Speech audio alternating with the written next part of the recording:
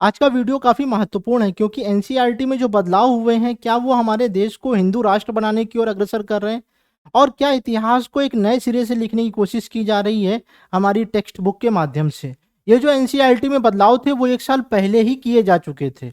लेकिन जो किताबें हैं, वो अभी मार्केट में आई हैं। मार्केट में आने की वजह से यह चर्चा काफ़ी ज़ोरों-शोरों में शुरू हो गई है। ये जो मार्केट में बुक्स आई हैं, ये जो एकेडमिक ईयर है 2023-24 उसके लिए एक एप्लीकेबल है और उन सभी संस्थानों में है जहाँ पे एनसीईआरटी की किताबें कंपलसरी हैं या फिर पढ़ाई जाती है, यानी कि जितने भी केंद्रीय संस्थान हैं वहाँ पर एनसीईआरटी की बुक्स को फॉलो किया जाता है और इतिहास, नागरिक शास्त्र और हिंदी के कुछ चैप्टर्स में बदलाव किए गए हैं। बदलाव सबसे महत्वपूर्ण ये है कि मुगलों का जो इतिहास है उसको हटा दिया गया है। दूसरा ये है कि जो 2002 में गुजरात दंगे हुए थे, उनको हटा दिया गया, उनके जितने भी कॉन्टेक्स्ट थे उनको हटा दिया गया और तीसरा महत्वपूर्ण, महात्मा गांधी की हत्या के बाद जो आरएसएस पर प्रतिबंध लगे थे, वो सारी चीज़ें एनसीईआरटी में दी हुई थी, लेकिन अब उनको हटा दिया गया है। अब इसे हटाने से क्या हम अपने राष्ट्र को एक हिंदू राष्ट्र बनाना चाह रहे हैं? प्रश्न ये है। क्या इन सब चीज़ों को बदलने से क्या हमारा एक नया राष्ट्र निर्मित होगा? जहाँ पे एक वर्ग पूरी तरह से सही और दूसरा वर्ग पूरी तरह से गलत। कमेंट सेक्शन में अपनी प्रतिक्रिया दे सकते हैं कि क्या इन चेंजेस से आप संतुष्ट हैं और ये चेंजेस जो किए गए हैं क्या वो सही हैं? आप अपनी प्रतिक्रिया दे सकते हैं। अब पूरी चीज़ें मैं आपको समझाने की कोशिश करता हूँ कि इनके चेंजेस से एक्चुअल में होगा क्या। अब इंडियन एक्सप्रेस की किताबों के मुताबिक जो किताब है एनसीईआरटी की, उसमें से महात्मा गांधी और नाथूराम गोडसे से जुड़ी बातों को भी हटा दिया गया है। पिछले साल जून में इन सारी चीज़ों को आधिकारिक रूप से कहा गया था कि अब हटा दिया जाएगा। अब सबसे महत्वपूर्ण बात है कि जून में जो चीज़ें आई थी उसमें ये बोला गया था कि इस चीज़ को नहीं हटाया जाएगा, हटाए जाने का ज़िक्र नहीं था। लेकिन बाज़ारों में जो चीज़ें आई हैं उनमें कुछ लाइनें हटा दी गई हैं, यानी कि कुछ चीज़ें शब्दों के साथ खेली गई हैं। गांधी को वह लोग विशेष रूप से नापसंद करते हैं जो चाहते थे कि हिंदू बदला लें या जो चाहते थे कि भारत हिंदुओं के लिए एक देश बने। ठीक वैसे ही पाकिस्तान मुस्लिमों के लिए था। तो अब एक तरीके से क्या हो गया है कि यहाँ पर सारी चीज़ें हिंदू मुस्लिम एकता को प्रभावित करेंगी। मुझे लगता है कि आपसी सामंजस्य और सद्भाव जो है वह काफ़ी ज़रूरी होता है। मनुष्य को मनुष्य से प्रेम करना ज़रूरी होता है, ना कि धर्म के आधार पर विचार विमर्श करना। अभी हम उन डायरेक्टर्स की भी बात करेंगे जो एनसीईआरटी के हैं, उनका भी क्या कहना है अभी जानने की कोशिश करेंगे। गांधी जी की मृत्यु को के बाद लगभग सीधे चीजें क्या हो गई थी, सांप्रदायिक आधार पर बदल गई थी। भारत सरकार ने सांप्रदायिक नफरत फैलाने वाले संगठनों पर नकेल कस दी। राष्ट्रीय स्वयंसेवक संघ और जैसे संगठनों पर कुछ समय के लिए प्रतिबंध भी लगा दिए गए थे। चीजें काफी बदल गई थी और अब उन चीजों को हटाया जा रहा है। साथ ही साथ यहाँ पर अंडरस्टैंडिंग सोसाइटी को भी हटा दिया गया है। 11th की जो किताब हुआ करती थी, पाठ्य पुस्तक, उसको भी हटा दिया गया है। तो अब गुजरात दंगों का तीसरा और अंतिम संदर्भ जो दिया हुआ था इस किताब में, उसको हटा दिया गया है।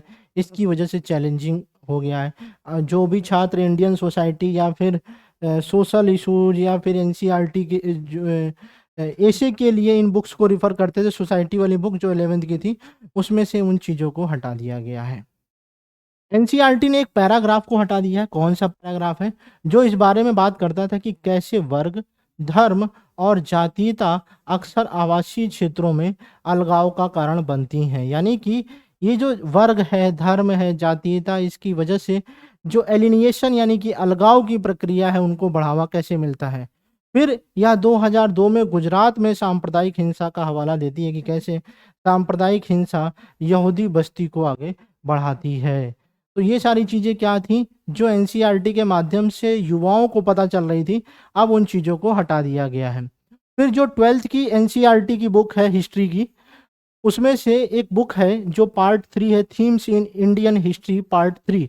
उसमें परिषद ने गोडसे के लिए एक ब्राह्मण संदर्भ को हटा दिया है और कहा है कि वह एक चरमपंथी हिंदू समाचार पत्र के संपादक थे। तो काफ़ी महत्वपूर्ण चीज़ों को हटाया गया है, जिससे एक नया समाज क्रिएट हो सकता है और एक नए वर्ग की अवधारणा एग्जिस्ट कर रही है। आपको भी ये बात पता है कि इसका कॉन्टेक्स्ट क्या है। अब एनसीईआरटी का क्या कहना है कि जो बच्चे थे उनके भार को कम करने के लिए सिलेबस में बदलाव किया गया है। आप बताइए कि क्या चीज़ों को थोड़ा-सा बदलने से, एक पैराग्राफ चेंज करने से क्या उनका भार कम होगा? क्या चीज़ों को मैनिपुलेट करने से या चीज़ आधा-अधूरा सच बताने से क्या उनके ऊपर भार कम होगा? क्या हर किसी को पूरा इतिहास जानने की अधिकार होना चाहिए या नहीं होना चाहिए? तो मेरा मानना है कि पूरा होना चाहिए। नागरिक शास्त्र के जो चैप्टर है उसमें विश्व राजनीति में अमेरिकी वर्चस्व और शीत युद्ध का दौर जैसे पाठ को पूरी तरह से हटा दिया गया है। अब इतिहास में क्या है, जो मुगल काल के शासक और उनके इतिहास पर आधारित जो अध्याय थे, themes of Indian history part 2 नामक किताब से हटा दिया गया है। अब डायरेक्टर क्या बोल रहे हैं एनसीईआरटी के, उनका ये कहना है कि महात्मा गांधी से संबंधित हत्या से संबंधित बदलाव जून 2022 में जारी एनसीईआरटी के ऑफिशियल डॉक्यूमेंट में क्यों नहीं आए। इस पर एनसीईआरटी के डॉक्टर डीएस सकलानी ने कहा कि इस बारे में कुछ भी नया नहीं है। यानी कि इस बारे में वो कह रहे हैं कि अरे ऐसा कुछ भी नया नहीं है कि जो उसके लिए ऑफिशियल डॉक्यूमेंट देना पड़े। तो अब इसको लेके काफ़ी चर्चा हो रही है। अब देखते हैं कि आने वाले समय में क्या-क्या चेंजेस और भी होंगे जो हमारे एजुकेशन सिस्टम को बहुत कुछ चेंज कर देंगे। भले ही बदलाव पिछले साल हुए थे, लेकिन उनका कहना है कि हमने कुछ भी नया चेंज नहीं किया है। सब कुछ जानकारी में था और सब कुछ जाँच-परख के अनुसार किया गया है। वहीं उनके सहयोगी और एनसीईआरटी के central institute of educational technology के प्रमुख एपी वेहरा का कहना है कि हो सकता है कि निरीक्षण कारण कुछ चीज़ें टेबल से छूट गई हों, लेकिन इस साल कोई नया बदलाव नहीं किया गया। ये सब बदलाव पिछले साल के ही हैं। तो यहाँ पर ये चर्चा काफ़ी डिस्कस हो रही है कि ये जो बदलाव किया गया है वह नया नहीं है, पिछले साल के ही हैं। अब वो इम्प्लीमेंटेशन यानी कि छपने के बाद अब आ रही है मार्केट में, तो लोग कह रहे हैं कि अब इसमें कुछ नया सरकार ने अपनी तरफ से यानी कि एनसीईआरटी ने अपनी तरफ से करने की कोशिश की है।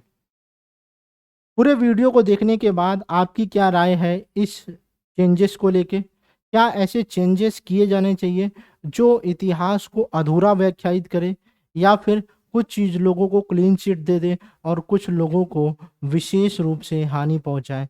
क्या न्याय की प्रक्रिया और समानता का वितरण सब वर्ग और सब व्यक्ति और सब संस्थानों के लिए एक जैसा होना चाहिए या नहीं होना चाहिए? और इतिहास की व्याख्या नए सिरे से अगर करना है तो सभी वर्गों को समाहित करके एक नए सिरे से लिखिए, अगर लिखना ही है तो कोई दिक्कत नहीं है। लेकिन आपको समानता के अधिकार को हर जगह जस्टिफाई करना होगा। मिलते हैं अगले वीडियो में। Thank you so much. जय हिंद।